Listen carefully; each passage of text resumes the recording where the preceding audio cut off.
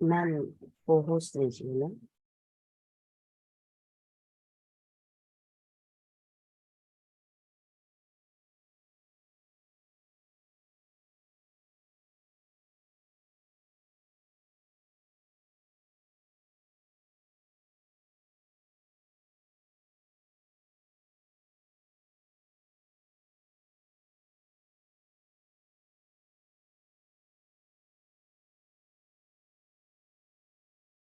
विश्वात्मा को, परमात्मा को कोटि कोटि अनंत आत्म प्रणाम। इस स्थिति के लिए जो लोग कारण हैं और जो सुनने के लिए तैयार है, सारे गुरु मंडली सबको मेरी कोटि कोटि धन्यवाद।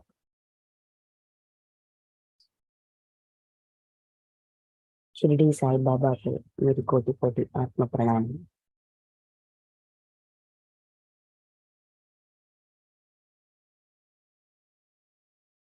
ओके फ्रेंड्स, हम अब तक 7 वचनों के बारे में शिरडी साईं बाबा के जीते जी उन्होंने जो भी बातें की हैं, जो भी वचन दिए हैं, जो भी ज्ञान दिए हैं, उन सबको उन सबके बारे में वो सारा ज्ञान को इकट्ठा करके 11 वचन बनाकर हमको पहुंचा गया था।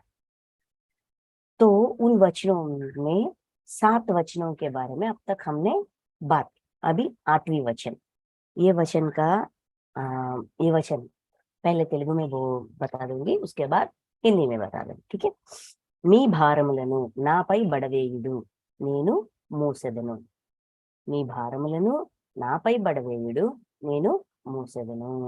इसका मतलब हिंदी में, भार तुम्हारा मुझ पर होगा, वचन ना मेरा झूठा होगा।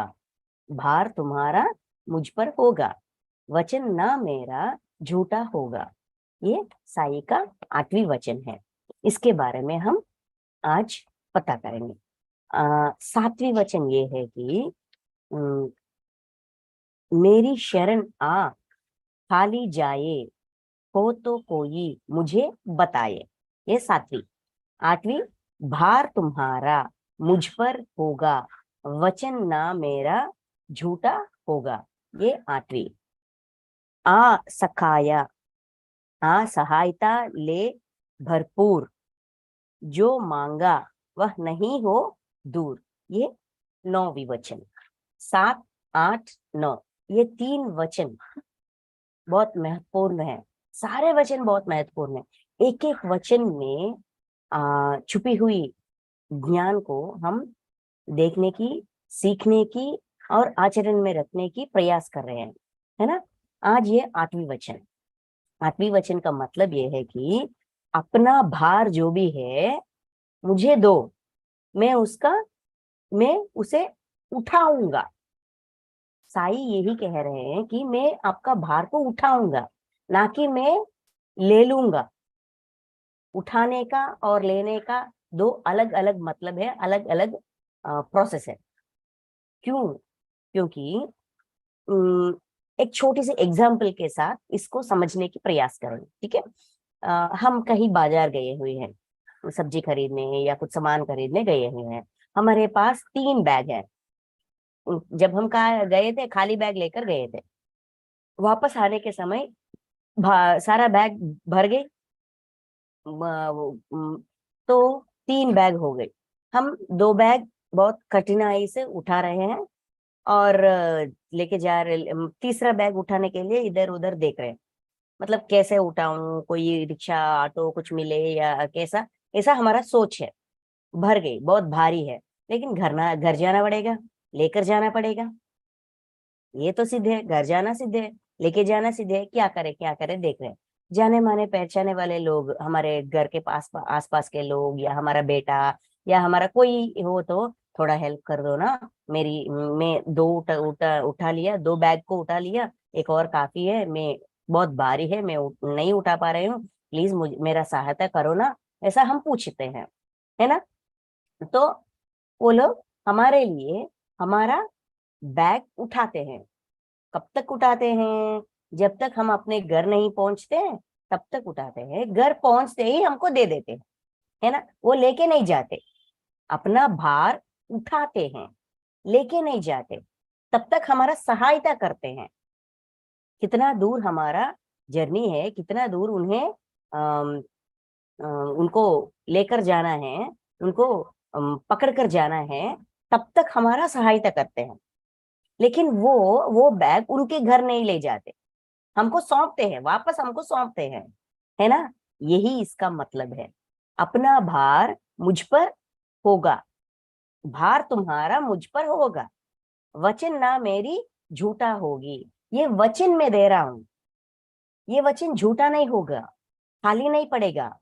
लेकिन यहाँ हमें ये सच को मानना चाहिए, ये बात को समझनी चाहिए, क्योंकि साधुओं की, संतों की बातों का गहराई बहुत ज्यादा होती है। जो भी असली सच है, असली मतलब है, उस पर हमें गौर से देखना चाहिए कि मैं सिर्फ उठाऊंगा कहा, मैं लेके जाऊंगा नहीं कहा। मतलब जो भी हमारे दर्द है, दिक्कतें हैं, दुष्कर्म का फल है, जो हम उठा नहीं पा रहे हैं, झेल नहीं पा रहे हैं, हम पर बहुत भारी पड़ गए, तो साई हमें वो दर्द सहने का क्षमता देते हैं। और अगर हमने पहले से ही उसको पहचाना, या हमको एहसास हो रही है कि कुछ का गलत होने वाला है, या कुछ मुझसे कोई, देखिए सपनों के जरिए हम अपने फ्यूचर को देखते हैं, है ना। 72 ब्रेथ्स करने के बाद हम अपने फ्यूचर में जो भी एक्सीडेंट होने वाला है, मृत्यु आने वाला है, या कुछ गलत होने वाला है, हमारी इमोशनल बॉन्डिंग में कुछ अपनों से कुछ झगड़ा होने वाला है, ये सब कुछ हम पहले से ही देखते हैं। देखने के बाद हम ये मांगते हैं, मुझे एक मौका दीजिए, मुझे एक मौका दीजिए, मैं अपने आप को सुधारूंगा, मैं अपना दुष्कर्म देखूंगा। दुष्कर्म देखने के बाद उसका प्रक्षालन करने के लिए जो भी करना है, क्षमा मांगना, क्षमा देना, कृतज्ञता से रहना, सच्चाई को मानना, स्वीकारना, ये सब कुछ जो भी करना है मैं करूंगा, मुझे मौका दीजिए। तब क्या करते हैं मास्टर्स, महादेव, साई, शिरडी साई, जो भी हमारा अपना जिस भगवान से हमें लगाव है, वो क्या कहते हैं, टालते हैं कुछ समय तक उस कर्मफल को, एस्ट्रल वर्ल्ड से इस भौतिक जीवन में आकर हमारी जिंदगी में समा हो, इस समय को थोड़ा बढ़ाते हैं, समय में टालते हैं, वहां रोकते हैं, पॉज बटन लगाते हैं। जो प्ले हो रहा है, जो जिंदगी, जो समय प्ले हो रही है, उस समय में पॉज बटन डालते हैं, ताकि हमने एक अवसर मांगा है। देखिए, कर्म प्रक्षालन, कर्म विपाक ध्यान में हम क्या कहते हैं, तीसरी वचन क्या है, हम ये पूछते हैं ना, मैं प्रायश्चित करूंगा, मुझे एक अवसर दीजिए, मुझे एक मौका दीजिए, मैं ये सुधारने की पूरा प्रयास करूंगा। जो भी मुझसे हुआ काल के अतीत में, मेरे अतीत में जो भी मुझसे हुआ, उसका मैं समझूंगी, अपनाऊंगी, क्षमा मांगूंगी, क्षमा देऊंगी, और कृतज्ञता से रहूंगी, अपने आप को बदलूंगी। जो भी मेरी जिम्मेदारी है, उस जिम्मेदारी को मैं बाखूबी निभाऊंगी, मुझे एक मौका दीजिए, ऐसा हम मांग रहे हैं। इसीलिए मास्टर्स हमारा एप्लीकेशन को आगे बढ़ देते हैं, स्वीकारते हैं, समय को, जो भी कर्मफल हमारे जिंदगी में आने वाला है, उसको ऐसा पॉज बटन रखते हैं, पॉज बटन प्रेस करते हैं, ताकि वो वहां रुक जाए।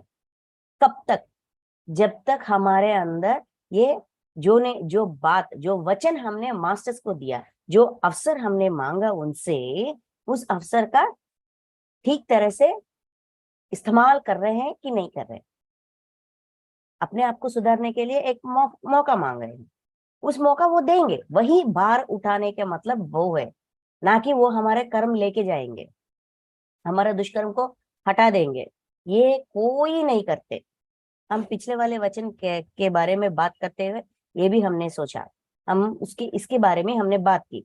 रामदास को श्री राम ने इतना अटूट भक्त है, लेकिन सहायता नहीं कर सका क्योंकि उसका कर्मफल इतना गहरी था।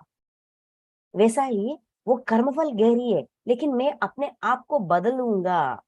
उससे जो मुझे सीखना है, जो भी सीख मुझे उससे मिलना है, वो सीख मैं लूंगा, मैं सीखूंगा। ऐसा हमने उनसे एक वादा की है। उस वादा हम निभाएंगे कि नहीं निभाएंगे, हमको थोड़ा समय देते हैं। हमारे दुष्कर्म का फल हमारे ऊपर आकर ना गिरे, उसे रोक देते हैं वहीं पे, एस्ट्रल वर्ल्ड पे ही रोक देते हैं और हमको समय देते हैं सुधारने की। वो वचन दे रहे हैं शिरडी सा यहाँ पे। इतना गहराई है इस वचन पे। वही कहते हैं, हम एक अवसर देने के लिए एक चांस मांग रहे हैं। प्लीज एक चांस दे दो ना, प्लीज एक चांस दे दो ना, ऐसा हम मांगते हैं। सिर्फ ध्यान में ही नहीं, जब हम भक्ति में भी होते हैं, बाबा मेरी सहायता करो ना बाबा, मैं कुछ नहीं कर रहा हूँ, मैं मुझसे नहीं हो रहा है, मुझे हेल्प करो। तो बाबा क्या करते हैं, हमको समय देते हैं अपना दर्द, अपना दुख, अपना भार जो भी है उसको समझने का, और उससे अच्छी तरह से ज्ञान के रूप में बदलने का, मोड़ने का हमको अवसर देते हैं। हमने उस अवसर का सही तरह से इस्तेमाल किया, उपयोग किया, तो ठीक है। तो वो जो भी दुष्कर्म का फल जो भी हम सीख रहे हैं, जो लोग हमको माफ करते हैं, उनके जरिए ये थोड़ी थोड़ी थोड़ी थोड़ी कम होती जाती है। लेकिन इस पे ये तो क्लियरली कहा गया है, इसका मतलब ये है कि सिर्फ हमारे भार उठाते हैं लेकिन पूरी तरह से निकालते नहीं है। ये सच्चाई को हमको अच्छी तरह समझना चाहिए। सब लोग ऐसा ही मानते हैं, मैं बाबा का भक्त हूँ, उस पर मुझे मेरा विश्वास है, वो सब कुछ कर देगा, मैं सिर्फ अपना खाना पीना सोना इसका काम करूंगी, मैंने उनको सौंप दिया, भार वो उठाएंगे ऐसा कहा ना, तो मैं उनको सौंप दिया, वो ही करेंगे, जो करना है वो ही करेंगे। मेरा मेरा कुछ नहीं है, मैंने अपना रोजमर्रा काम जो भी है वो करते जाऊंगा। अगर ऐसा सोचकर हमने गलत तरह से समझ लिया इस वचन के आंतर्य को, तो गलती हमारी है, साई का नहीं है, बाबा का नहीं है। संत, साधु, संत, उन लोगों के बात को अच्छी तरह समझना भी हमारा ही जिम्मेदारी है। वो झूठे वचन नहीं देते, अपने वचन पर अड़े रहते हैं। उसका वचन क्या है, उसका वचन का आंतर्य क्या है, हमें समझना चाहिए। ये हमारी जिम्मेदारी है। ठीक है। इसका वो जो समय हमको दिया गया है, एक अवसर एक अवसर दीजिए, ऐसा हम रिक्वेस्ट करते हैं ना। जब हमको वो अवसर दिया जाता है, मास्टर्स ये भी ऑब्जर्व करते हैं, ये भी देखते हैं कि जो भी हमने इनको ये अवकाश दिया, ये मौका दिया, क्योंकि इन्होंने मांगा, हमने दिया, तो उस मौका का कैसा उपयोग कर रहे हैं, कैसे उपयोग कर रहे हैं, ये भी चेक करते हैं। उस मौका को हमें दो तरह से उपयोग करना चाहिए।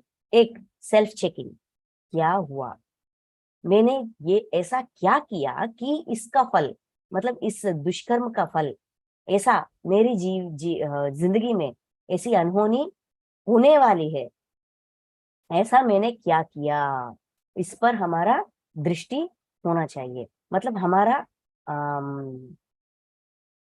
सोच, हमारा विचार, हमारा इन्वेस्टिगेशन इस पे होना चाहिए। कैसे कि self checking, self checking, self checking की मतलब अपने जो भी अतीत के करतूत है उसमें गौर रखने की, उस पर सारी शक्ति रखने की। मेरी दुष्कर्म मुझे दिखाइए, और मैंने कुछ किया, इसकी इसी की वजह से कुछ पाने वाला हूं, तो मैंने क्या किया, उसको मानना पूरी तरह से, पूरी श्रद्धा से। यस, मेरे साथ मेरे वजह से कुछ गलती हुई, कुछ दर्द, कुछ पीड़ा किसी को सहना पड़ा, इसीलिए ये मेरी जिंदगी में आने वाली है। ये मानना चाहिए, स्वीकारना चाहिए, क्षमा मांगनी चाहिए, कर्मा को देखने में श्रद्धा रखनी चाहिए। First one self checking, second one realization, मैं जो कर रही हूँ उसी का फल भुगत रही हूँ, इसमें किसी का कोई दोष नहीं है, साई का भी दोष नहीं है, आने वाले मतलब जिसके थ्रू मैं ये फेस करने वाला हूँ उसका भी कोई दोष नहीं है, क्योंकि सूत्रधार मैं ही हूँ, मैं ही अहम हिस्सा हूँ, 99% मैं ही हूँ।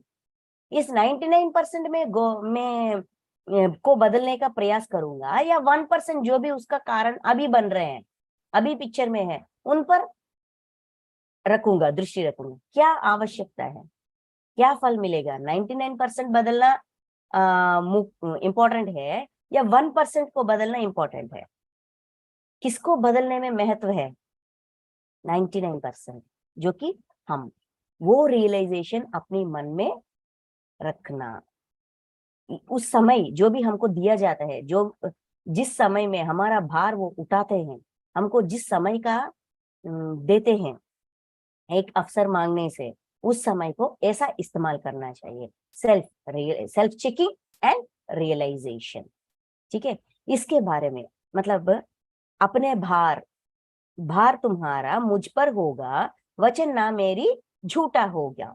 इस वचन के एक्सक्यूज मी, इस वचन जो भी कहाया गया था, इसका बारे में सच्चरित्र में क्या है, हम सारे एग्जाम्पल सारे सच्चरित्र से ही लेंगे, क्योंकि ये सारे वचन जब साई जीवित थे, अपने इस भौतिक शरीर से थे, तब कुछ कुछ संदर्भों में कहाया गया बातें हैं, उनके देहांत के बाद कहाया गया बातें नहीं है। जब वो जिंदा थे, सबको अपना राय दे रहे थे, अपनी सलाह दे रहे थे, अपनी महिमा दिखा रहे थे, अपनी शक्ति से उनका दुख दर्द का कारण बता रहे थे, उनको साधना के मार्ग दिखा रहे थे, ध्यान सिखा रहे थे,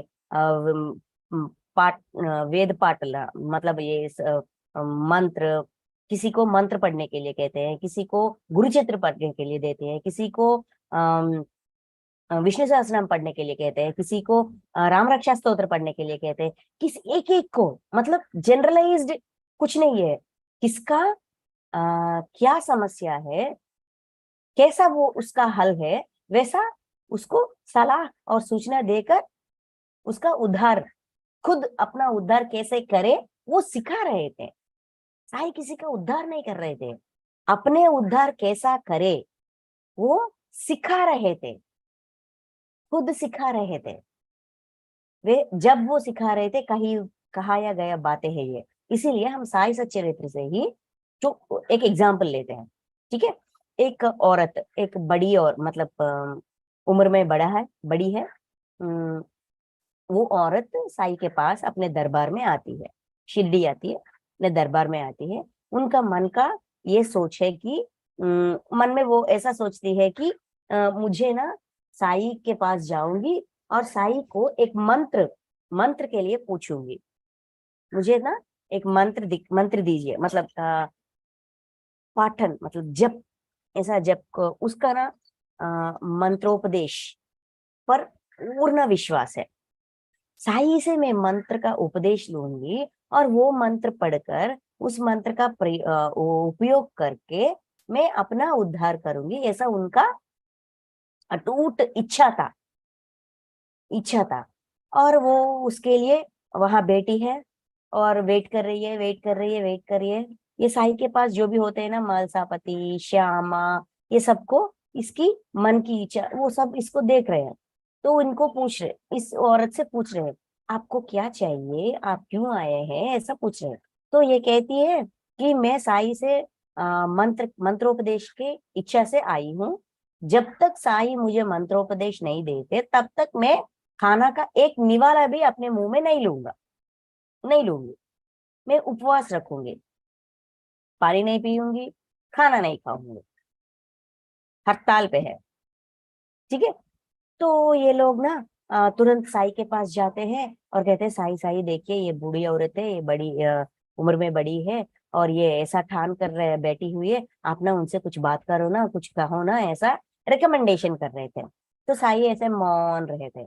एक दिन बीत गई, 2 दिन बीत गई, तीसरे दिन आ गए, ये लोग डर गए थे, इसको कुछ हो जाएगा, इस औरत को कुछ हो गया जाएगा, इसका तबीयत खराब हो जाएगा, इसका प्राण चले जाएगा क्या, ऐसा डर रहे थे। श्यामा, ये सब कुछ, ये सारे जो लोग हमेशा साई के साथ रहते हैं ना, वो लोग तो साई के पास जाकर साई से कहने लगे, साई साई, ये 2 दिन हो गए, पूरे 2 दिन हो गए, ये वो उसकी बात पर अड़े रही है, आप भी ना कुछ करो ना, उसके साथ कुछ बातें करो ना, कुछ इसका, इस समस्या का हल तो निकालिए, ऐसा रिक्वेस्ट करे।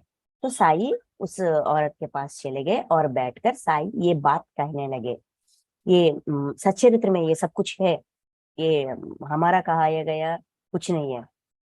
तो साई उस बूढ़ी औरत के पास जाकर प्यार से, बहुत नम्रता से, सच्चाई से उसको कह रहे थे, क्यों ऐसा कर रही हो माई, माई तुम ऐसा क्यों कर रही हो, ऐसा नहीं करना चाहिए, क्योंकि मैंने अपने गुरु के पास 12 साल साधना किया है, मैंने साधना किया है, उन्होंने मेरे कानों पे कोई मंत्र का उपदेश नहीं दिया, जब मेरे गुरु मुझे मंत्र का उपदेश नहीं किया, तो मैं तुमको मंत्र का उपदेश कैसे करूंगा, ये मुझसे होने वाला काम नहीं है। मंत्र का गुरु से, जिसको अपना गुरु मानते हैं, गुरु से कोई उपदेश का नहीं, गुरु के प्यार भरे दृष्टि का आ, प्रयास होना चाहिए, इच्छा होना चाहिए, वही काफी है। बहुत ज्ञान उन्हीं से ही मिलती है, अपने गुरु से, गुरु के आंखों से प्यार भरी एक झलक हम पर पड़े, इसका इंतजार होनी चाहिए। मैंने 12 वर्ष अपने गुरु का शुश्रूषा की है, जो भी काम उन्होंने कहा वो किया, जो भी मुझसे कहाया गया था उन्होंने वो सब कुछ मैंने किया, सिर्फ उनके प्यार भरी एक झलक, उनके आंखों से प्यार भरी एक झलक के लिए इंतजार करता रहा, इंतजार करता रहा। वो सिर्फ वही काफी है, वही चाहिए एक शिष्य को। जब मुझे मेरे गुरु ने मेरे सेवा, मेरे उनका कहाया गया, जो भी उन्होंने कहा उनका आचरण मैं कैसा कर रहा हूँ, उनका सेवा कैसा कर रहा हूँ, ये सब कुछ ऑब्जर्व करने के बाद, उन सब कुछ को हमारे हमारे ऊपर हमेशा हमारे गुरु का दृष्टि होती है, लेकिन वो हमारा टेस्ट करते हैं, परीक्षा लेते हैं, सच्चे मन से कर रहा है या कुछ नाटक वाटक कर रहा है, इसका इसके उद्देश्य क्या है, इसका मन क्या है, उसके मन में क्या है, वो ज्ञान के लिए तड़प रहा है या उसका और कुछ उद्देश्य है, ऐसा हमारा परीक्षा लेते हैं। परीक्षा लेने के वक्त हमें कैसा होना चाहिए, हमारे अंदर हम 2 बात कहते हैं साईं। पहली बात, एक साधक के अंदर, एक साधक को भीतर क्या होना चाहिए, एक साधक को, साधना करने वाले को क्या करना चाहिए, ध्यान करना चाहिए, सेवा करना चाहिए, ठीक है। इसके अंदर कौन से गुण होना चाहिए, श्रद्धा और सबूरी। साधक के अंदर होने वाले गुण श्रद्धा और सबूरी। साधक का, एक साधक को क्या करना चाहिए, ध्यान करना चाहिए, सेवा करना चाहिए। ये दोनों बात, ये 4 बात उस बूढ़ी औरत को कहते हैं। इसीलिए अपने अंदर, अपने मन के अंदर श्रद्धा और सबूरी रखो, जो भी तुम्हारा गुरु कह रहे हैं उसको करो, ना कि एक मंत्र का उपदेश। सिर्फ अपने गुरु से प्यार भरी आंखों से प्यार भरी एक झलक का कामना करो, उसके लिए वेट करो। जब अपने गुरु हमारे ऊपर उस ऐसा देखेंगे, प्यार भरी आंखों से देखेंगे, तभी हम, वही हमारा क्या कहते हैं, समय, हमको दिया गया ज्ञान है, हमको हमारा प्राइज होती है। मतलब गिफ्ट गिफ्ट जैसा, गिफ्ट को तोहफा, यस, तोहफा, हमारा वही तोहफा है, उसका काम ना करो। ऐसा प्यार से उस औरत को, बूढ़ी औरत को समझाकर उनसे खाना खिलाया था, जब साई जिंदा थे। ठीक है, ये सच्चरित्र में है, बहुत अच्छी तरह से कहाया गया है।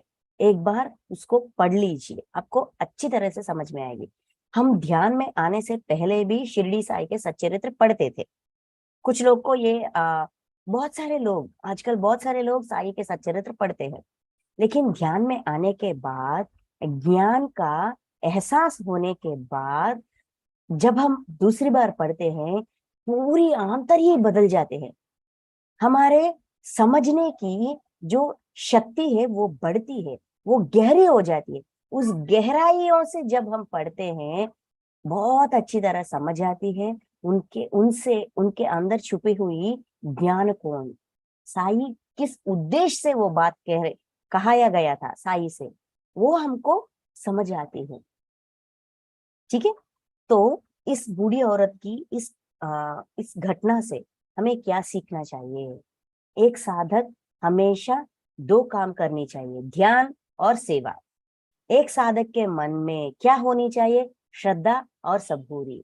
श्रद्धा मतलब श्रद्धा मतलब इंटरेस्ट कुछ करने की। हमेशा हमेशा हम बहुत सारे संकल्प लेते हैं, लेकिन उस संकल्प को बीच में ही छोड़ देते हैं। 41 डेज में मैं ध्यान करूंगा, एक समय रखूंगा, उस समय में 41 डेज कैसे भी करके मैं ध्यान कर जरूर करूंगा, ऐसा हम अपने आप को कहते हैं। लेकिन 2 दिन करते हैं, 3 दिन करते हैं, 5 दिन करते हैं, उसके बाद छूट जाती है। हाँ, मुझसे नहीं होगा, ये कितना सारा काम है, ये सब, ये मेरा डेली रूटीन और मेरा शेड्यूल अतल उतल पुतल हो रही है, मुझसे नहीं होगा, ठीक है बाद में करेंगे, ऐसा करेंगे वैसा करेंगे। ये श्रद्धा नहीं है। अटूट रहना, जो भी हमारा निर्णय है, जो भी हमारा संकल्प है साधना के प्रति, आध्यात्मिक जीवन में जो भी हम करने के लिए सिद्ध होते हैं, वो करना ही चाहिए, जरूर करना ही चाहिए। उसको श्रद्धा कहते हैं। दूसरी सबूरी। सबूरी की मतलब विश्वास, अटूट विश्वास।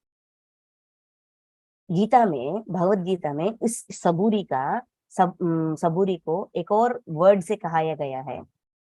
इसीलिए श्री कृष्ण भगवान ने पूरी भगवत गीता में जो भी ज्ञान दिया गया है, वो सारे ज्ञान को शिरडी साई के 11 वचन में निक्षिप्त है, गहराई से निक्षिप्त है। सबूरी, गीता का, भगवत गीता में सबूरी का वर्ड क्या है कि अनन्य भक्ति। कृष्ण भगवान कहते हैं अनन्य भक्ति, मतलब अटूट विश्वास। जिस पर भी, भक्ति का मतलब ही विश्वास है। वर्ड टू वर्ड ट्रांसलेशन, नम्मकम विश्वास, अनन्य भक्ति अटूट विश्वास। सबूरी की मतलब अटूट विश्वास अपनी गुरु पर, अपनी भगवान पर, अपनी हायर सेल्फ पर, वो जो भी हो, वो क्राइस्ट हो या अल्लाह हो या जो भी हो, आपका, आप, आपके श्रद्धा मतलब आपके विश्वास जिस पर है उस पर अटूट होनी चाहिए। ना कि आज आज जो भी मैंने मांगा वो मिला इसीलिए विश्वास है, कल जो भी मैंने मांगा वो नहीं मिला इसीलिए विश्वास हट गई। वो विश्वास ही नहीं है, वो भक्ति है ही नहीं, सिर्फ वो व्यापार है, लेन देन का व्यापार। लेन देन का व्यापार हम निजी जिंदगी में बहुत करते हैं, लेकिन आध्यात्मिक जिंदगी में, आध्यात्मिक जीवन में लेन देन तो कुछ है ही नहीं, सिर्फ विश्वास से ही चलती है। आध्यात्मिक जीवन सिर्फ विश्वास से ही चलती है, लेन देन से नहीं चलती, बिजनेस से नहीं चलती। बिजनेस रियल लाइफ में चलती है, स्पिरिचुअलिटी में बिजनेस का कोई गुंजाइश ही नहीं है। विश्वास, अटूट विश्वास। ठीक है, इस अटूट विश्वास कैसा होती है, एक छोटी सी कथा है, उस कथा के जरिए हम समझने की प्रयास करेंगे। ठीक है। समर्थ रामदास, समर्थ रामदास ऐसा एक संस्था है। ठीक है। उस समर्थ रामदास को एक उनके भक्तों, एक भक्त की कहानी है ये। वो ना, उसका उसके गुरु का एक आश्रम होता है। ठीक है। एक आश्रम होता है। वो सारे शिष्यों को, ये बहुत पुराने जमाना के कथा है, स्टोरी है, रियल स्टोरी है। कहानी नहीं है, रियल रियल है, सच्ची है। तो एक दिन ना, वो अपने आश्रम में बहुत सारे बच्चे होते हैं, उन सबको ज्ञान सिखाना, मंत्र सिखाना और उनके साथ उनके काम करवाना, मतलब सेवा, आश्रम को क्लीन करना, कुछ जो भी खाने में चाहिए, पकाने के लिए चाहिए, वो सब कुछ करना, ये सब कुछ सेवा करते हुए ये आश्रम बहुत अच्छी तरह चल रहा था। ठीक है।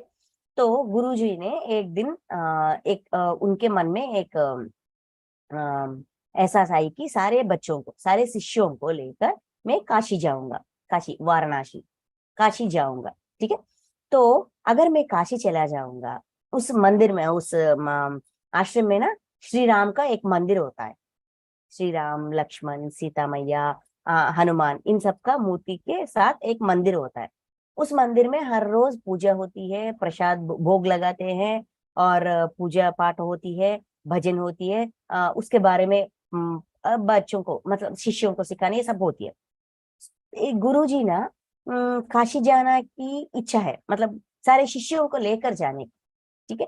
लेकिन अगर हम वहां चले जाएंगे तो इस मंदिर में पूजा पाठ भोग लगाने, ये सब कुछ कौन करेगा? इसके लिए किसी एक को यहाँ रोकना पड़ेगा, रुकना पड़ेगा। तो क्या करे, क्या करे, सोचे, सोचकर एक लड़का, एक छोटा सा लड़का, शिष्य है, वो बहुत इनोसेंट है। इनोसेंट को हिंदी में क्या बोलते हैं मुझे अभी याद नहीं रहा है। तो वो बहुत इनोसेंट है।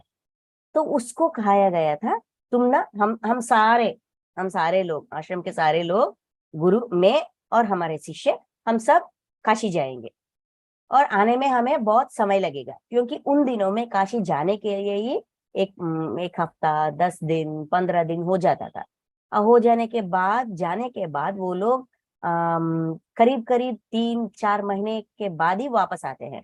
कुछ दिन वहां रहकर साधना करने की, ऐसा प्रोग्राम्स होते थे। ठीक है। बहुत सारे समय लगेगा, 3-4 महीने लगेंगे।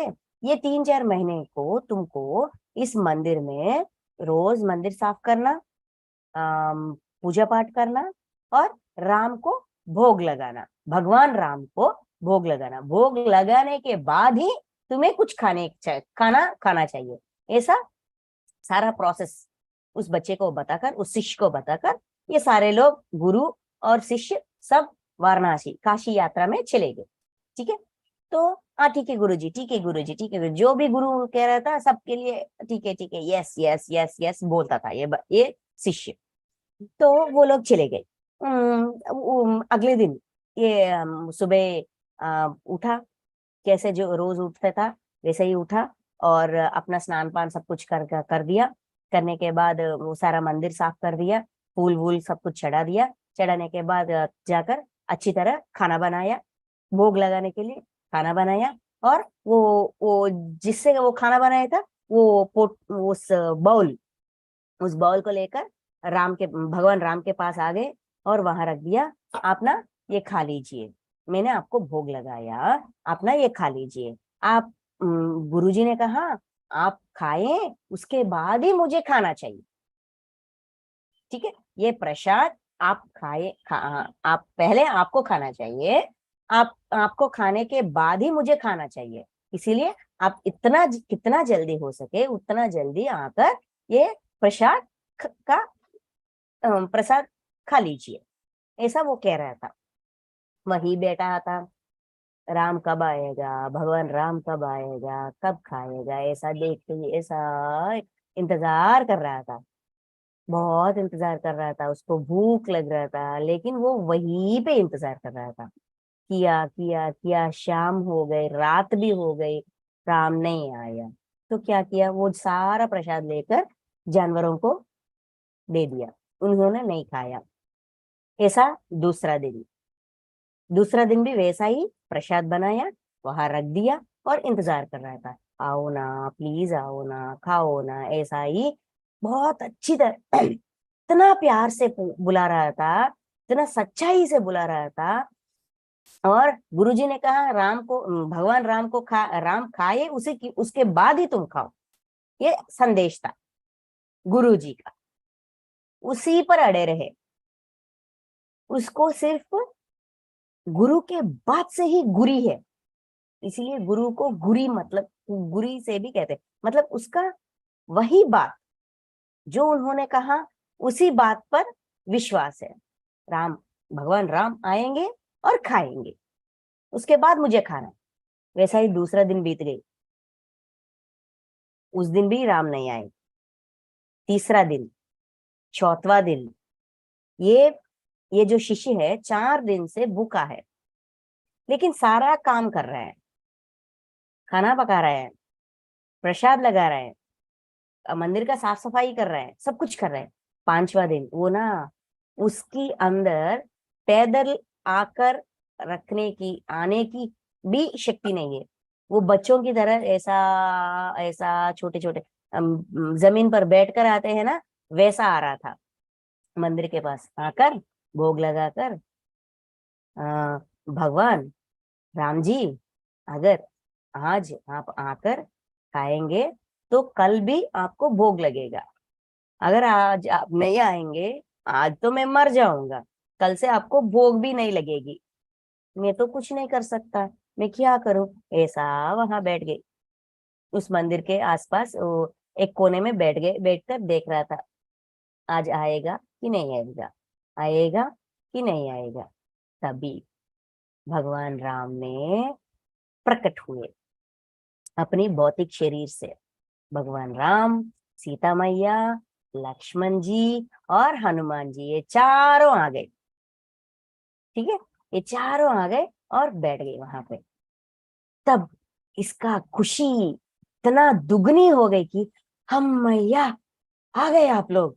अच्छा होता है, आपको बहुत सारे काम होते हैं ना, काम की वजह से थोड़ी देरी हो गई, वो कोई परवाह नहीं, कोई परवाह नहीं, पहले आप ना भोग लगा, प्रसाद खा लो, पहले प्रसाद खा लो, ऐसा उनका कहना था। कह गया, वो लोग खा गए, उसके बाद ये भी खा गए। खाने के बाद इस शिष्य ने क्या किया, एक रस्सी लेकर आए और सबको बांध लिया, भगवान राम को, सीता मैया को, लक्ष्मण को और हनुमान को। ये क्या कर रहा है तू, ऐसा उन्होंने पूछा। आप ना एक बार बुलाए तो 5 दिन लग गए, अब आप चले जाओगे, फिर 5 दिन लगेगा आपको आने में। मैं ना 5 दिन उपवास नहीं रह सकता, खाने के बिना नहीं रह सकता, अभी तो मैं बहुत वीक हो गई, इसीलिए ना आप नहीं जाओ। आप जाओगे, अगर मैं आपको छोड़ दूंगा तो आप चले जाओगे, इसीलिए मैंने बांध लिया, ऐसा इसका कहना था।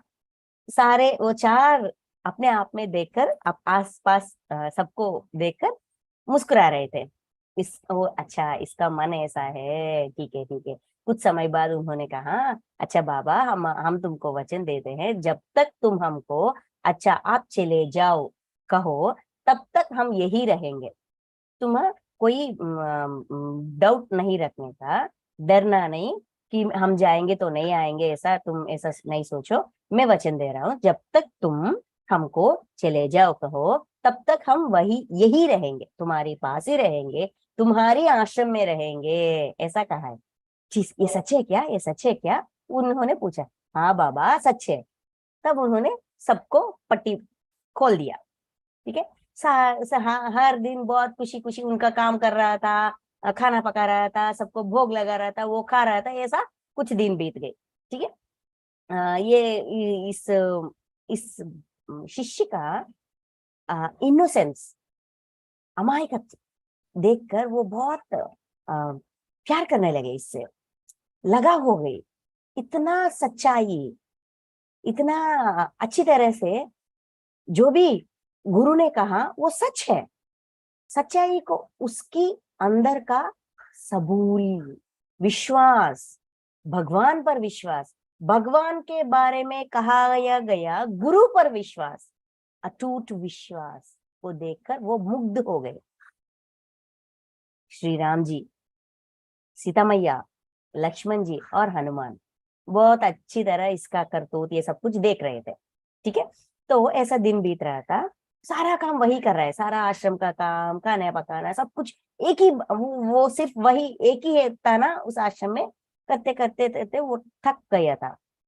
तो श्री राम के पास आ गए, राम जी के पास आ गए और कह रहे थे, राम जी मेरा एक हेल्प करो ना। अच्छा बोलो क्या चाहिए। मैं एक ही सारा काम नहीं कर पा रहा हूँ, बहुत भारी हो गई है मेरे लिए। तो सीता मैया को भेजना, वो रसोई के काम देखेगी, कुछ खाना बनाएगी, मैं सारा आश्रम का काम करूंगा, प्लीज ना। अच्छा तुम ही पूछो, उनसे तुम ही पूछ लो। नहीं नहीं, मैं कैसे पूछूंगा, अगर आप कहेंगे तो वो मानेंगे, मैं कहूंगा तो वो कैसे मानेगी, आप कहेंगे बता दीजिए, ऐसा उनका विनती था। अच्छा ठीक है सीता तुम जाओ, रसोई का काम देखो। ऐसा राम जी ने सीता जी को भेज दिया। तो सीता मैया गई, रसोई का काम सौंप लिया उसने, उन्होंने अच्छी तरह से खाना बनाना शुरू हो गई। वहां आश्रम में तरह तरह की खाना, तरह तरह की पकवान बन रहे थे, सब खा रहे थे, बहुत हैप्पी हैप्पी दिन बीत रहे थे। तो कुछ कुछ दिनों के बाद फिर ये शिष्य ना राम जी के पास आया था, आकर कह रहा था, सीता मैया अकेली इतना काम कितना काम करेगी, उसका सहायता के लिए ना लक्ष्मण जी को भी भेजो ना, ये यहाँ खाली ऐसा बैठा हुआ है ना। मैया को रसोई में जो भी चाहिए, लकड़े या सब्जी, जो भी चाहिए वो लाकर दे देते हैं, तो मैया खाना बनाएगी, भेजिए ना राम जी। ऐसा उनका विनती था। अच्छा लक्ष्मण तुम भी जाओ, इसको भी काम पे लगा दिया, सीता मैया को काम पे लगा दिया, लक्ष्मण जी को काम पे लगा दिया, हो गई। तो ऐसा ही दिन बीत रहा था। तो वो कुछ दिनों के बाद इन्होंने राम जी के पास आकर, ये हनुमान जी खाली पड़ा हुआ है, मेरे सहायता के लिए भेजो ना प्लीज। मैं सिर्फ एक ही हूँ और सब कुछ कर रहे हूँ, ये बेटा बेटा है ना, थोड़ा भेज दीजिए। तो राम जी ने कहा अच्छा बाबा तुम भी जाओ। यहाँ इस इस कथा में, इस संघटना में हम देखिए उसका सबूरी, उसका विश्वास, इतना अटूट विश्वास भगवान पर कि भगवान मेरा सहायता करेगा।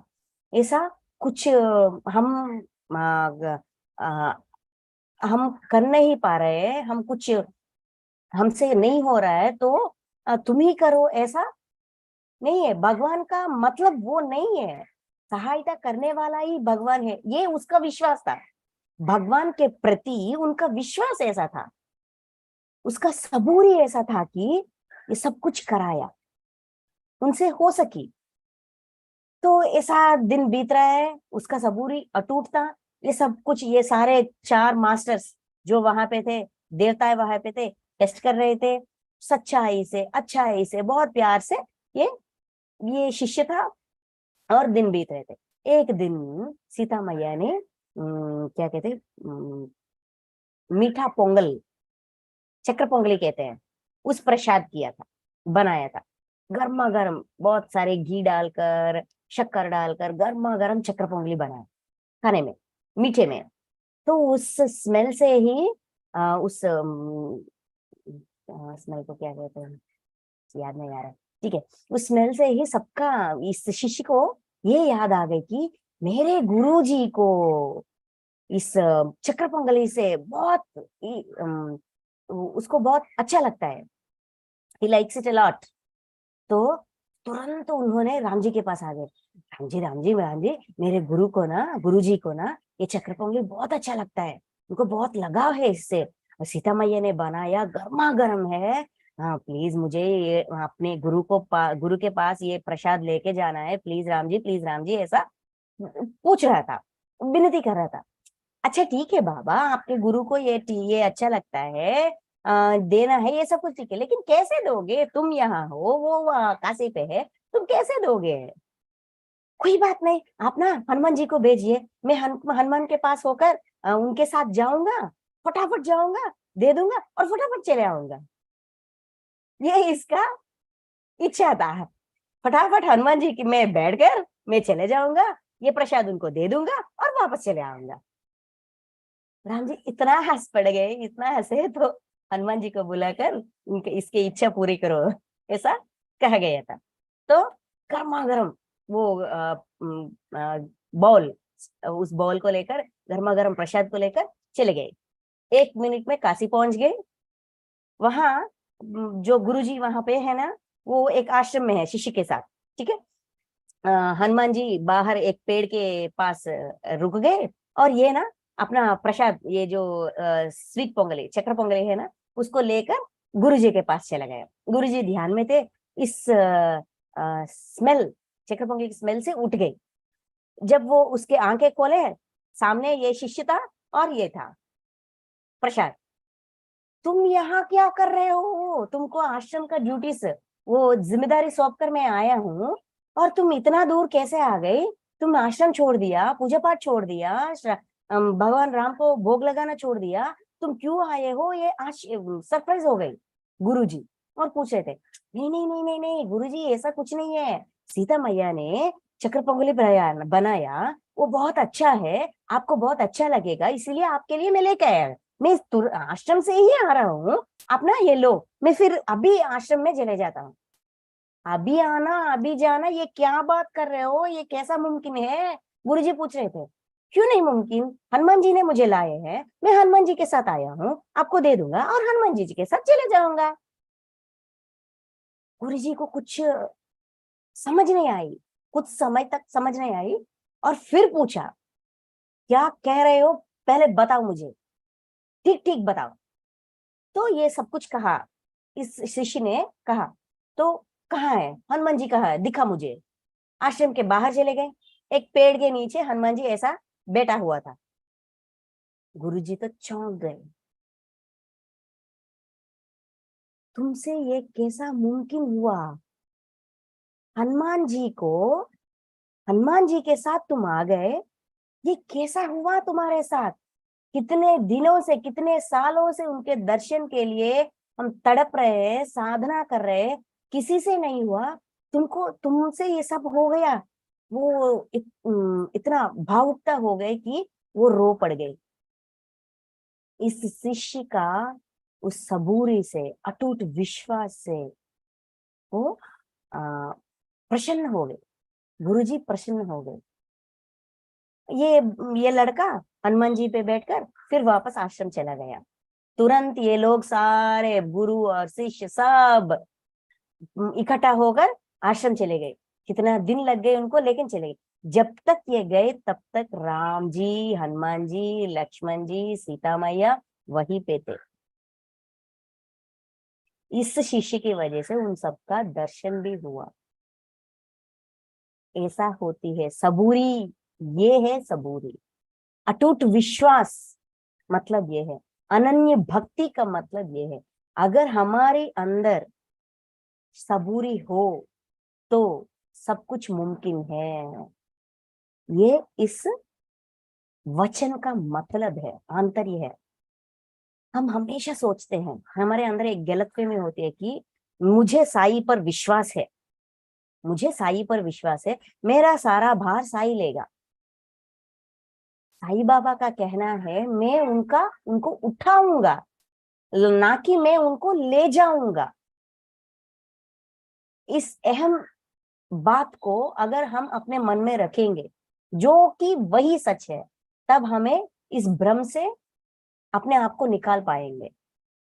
विश्वास होना जरूरी है। उस विश्वास के साथ हम अपना सेल्फ चेकिंग, अपना रियलाइजेशन, अपना जो भी उद्धार होना है, उस विश्वास के साथ ये उद्धार होगा। क्योंकि अगर हमको अपने भगवान पर, अपने गुरु पर, अपने भक्ति पर विश्वास नहीं हो, तो जो भी ज्ञान वो दे रहे हैं हम कैसे सुनेंगे? विश्वास से ही ज्ञान सुनेंगे। सुनने के बाद उसको अनुभव ज्ञान की तरह बदल देंगे। इसीलिए विश्वास होना बहुत जरूरी है। विश्वास हो तभी सुनेंगे जो भी उन्होंने कहा गए बात। अगर किसी को साईं पर विश्वास है तभी इस वचनों को सुनेंगे, तभी वो लोग इस क्या कहते हैं, सच्चरित्र को पढ़ेंगे। जब पढ़ते रहते हैं तब हमको ये सब कुछ बातें एहसास होगा। उस एहसास को ये सच है कि नहीं है, ये सोच विचार करने के बाद हम अनुभव में मतलब इस्तेमाल करेंगे, इम्प्लीमेंटेशन करेंगे अपनी जिंदगी में, तब वो अनुभव ज्ञान की तरह हमको हमारे अंदर अनुभव ज्ञान बन जाएगी। उस अनुभव ज्ञान से ही हमारा उद्धार होगा।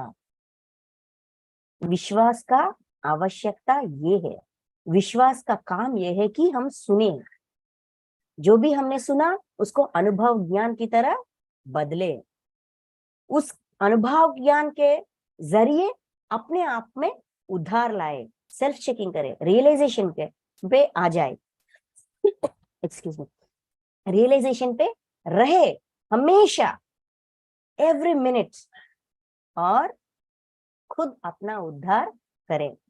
पॉज बटन, जब हम साई को या किसी भगवान को या किसी मास्टर को, किसी गुरु को पूछे मुझे एक अवसर दीजिए, ऐसा हम पूछे तो हमको समय दिया जाता है, समय में रुकावट किया जाता है, अपने फल आकर हम पर गिरे वो वही रोकाया जाता है। इस जो समय हमको दिया गया है उस समय को सही इस्तेमाल करके अपना जो भी गलत है, जो भी करतूत है उसको दिखाने के, मैंने किया इसीलिए मैं भुगतने वाला हूं, ये मैं मानता हूं।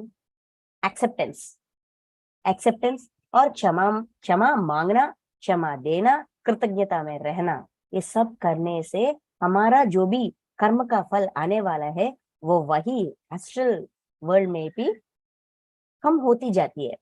मतलब कर्म फल कर्म शेष में बदलती है। कर्म फल 20% होती है, कर्म शेष मतलब रिमाइंडर, डिविजन्स करते हैं ना, बचपन में करते थे, अब डिविजन्स भी कैसे कर रहे हैं मुझे नहीं पता, रिमाइंडर होती है, कोशेंट और ये सब कुछ होते हैं ना, और नीचे जो रह जाती है डिवीजन होने के बाद जो रह जाती है उसको शेष कहते हैं, रिमाइंडर, वो मिलती है। सारा सेल्फ चेकिंग रियलाइजेशन करते हुए, मानते हुए, स्वीकारते हुए, क्षमा मांगते हुए, जो भी हमने स्वीकारा है उसके वजह से हमारा कर्मफल, मतलब बड़ा एक्सीडेंट होने वाला है, दो टांगे, दो पांव का एक्सीडेंट होकर बिस्तर पे 6 महीने या 1 ईयर रहना पड़े, पट्टी बांधकर, या पांव को निकाला जाए, ऐसा स्थिति से बस पांव फिसल गई और एड़ियों पे दर्द आ गई, वो कर्मफल है। टांगे टूटना और हॉस्पिटलाइज होना ये कर्म शेष है, ऐसा बदलकर हमारे जिंदगी में आते हैं। वो ज्यादा है या ये ज्यादा है ना, डिफरेंस है ना, ऐसा हो जाता है। इस वचन भार तुम्हारा मुझ पर होगा, वचन ना मेरा झूठा होगा, इस वचन का आंतर्य ज्ञान कौन जो मेरी समझ में आए उसको मैं उसी को मैंने यहाँ शेयर किया। Thank you friends, thank you masters, thank you so much, thank you so much. एक और बात, हमारी विश्वास हमारे दुष्कर्म को नहीं निकालती, लेकिन उनको उनको उनसे कैसे लिपटा जाए वो सिखाती है। Thank you so much, thank you Rekha ma'am.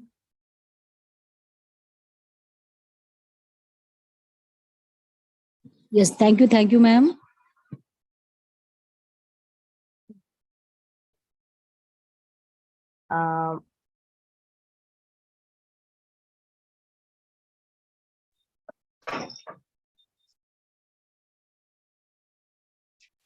मेरा प्रश्न था कि नमस्ते जैसे हम मैम। लोग बोलते हैं, हम लोग नमस्ते मैम, मेरा एक प्रश्न था कि जैसे बोलते हैं हम लोग कर्मा देखते हैं तो हम लोग का कर्मा एक्टिवेट हो जाता है, तो इसका क्या मतलब होता है कि वो कुछ आने वाला